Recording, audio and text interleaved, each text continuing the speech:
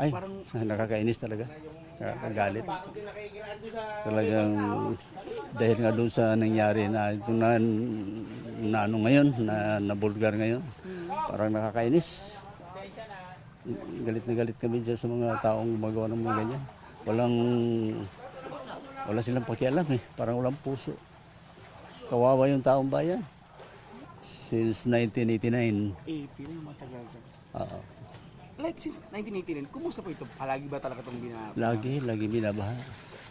Pagka yung ganitong tag-ulan, Apo. laging bumabaha dito sa amin.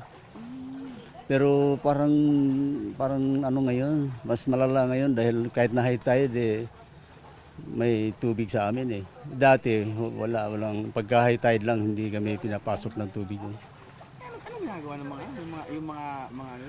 Pagka mababa yung bahay yan, mayroong mga evacuation centers doon. Lumilikas sila doon. Yung sa amin, medyo elevated yung bahay ko. Kaya pagka hindi inaabot yung flooring namin, hindi na kami lumilikas. Okay tayo. Ito tanong, dahil sikat na sikat yung flood control ngayon, di ba? Ay, oo. May naitulong, may balita ko, di ba, kung may flood control dito yung may naitulong ba yung sa dito yung flood control? Parang wala po. Kasi yung mga project nila, mga ghost project yata, kaya gano'n ang nangyari. Mga tao nahihirapan talaga. Dati, puro palayan yung likod namin. Ngayon, mga ilang taon na hindi nakapagtanim ng palay. Kawawa yung mga magsasaka. Paulit-ulit yung mga yan, Parang hindi na natutuyuan yung palayan na dyan sa amin. Kasi yung level ng yung tubig dyan sa yung ilog namin, yung lupa, hindi hinuhukay, parang kalibil na rin ng palayan yung lupa dyan sa ilog. Kaya pag tumaas yung, lalo na kung baha, ay wala, tatakbo sa looban. Panawagan ko lang po sana ay mabigyan na solusyon ng ating Pangulo. Kung total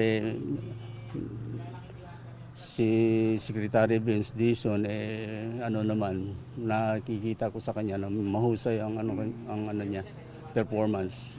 Sana mabigyan ng solusyon tong barangay namin. Napakahirap. Taon-taon yan may tubig.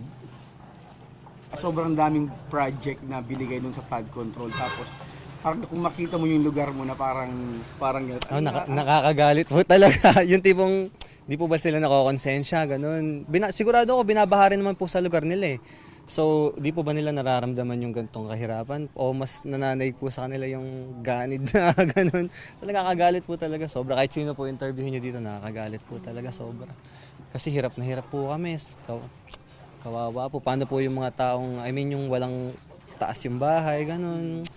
Yung mga bata, baha na lang, araw-araw na lang po may tubig, ganun. Paano naman po yung mga bata? paulit-ulit. Paulit-ulit po, as kahit tag-init nga po, mas malalim pa nga po ang high tide pag tag-init eh. So yun po, dahil po siguro, makonsensya na lang po siguro sila. Grabe po. Anong ginagawa? Anong ginagawa yun dito? Gano'n na lang? Tinatanggap na lang po namin kasi wala po kami magagawa eh. Gugustuhin po naman namin na mabago eh. Nasa sa kanila pa rin po kung gagawin nila o hindi, di ba po?